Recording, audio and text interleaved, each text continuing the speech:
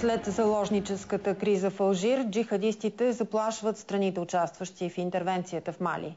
Същевременно алжирски войници, претърсващи газовия комплекс Ин Аменас, ден след приключването на 4-дневната заложническа криза, откриха още 25 тела. С това убитите заложници стават 48.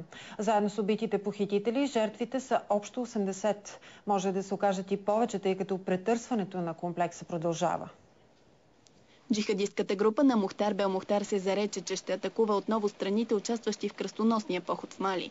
Алжирецът Мухтар Белмухтар и въоръжената му група, подписващите се с кръв, поеха отговорност за кървавата заложническа криза в Алжир.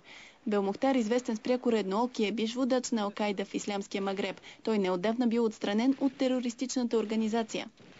Припомняме на нашите братя мюсюлмани необходимостта да стоят далеч от обекти на чужди компании, по-специално френски, за да опазят живота си, пишат Белмухтар и бойците му в комюнике, качено на сайта на информационната агенция Нуакшот. В същото време френският министър на отбраната заяви вчера, че град Диабали не е под контрола на френските и малийски сили, въпреки съобщенията, че те са прогонили оттам ислямистките бунтовници преди 2 дни. Градът в централната част на Мали не е отвоюван напълно от ислямистите, заяви Жан-Ив Лю Дриан в интервю за френска телевизия. Малийската армия настъпва към Диабали, където ще се присъедини към контингента от френски войници, които вече са там.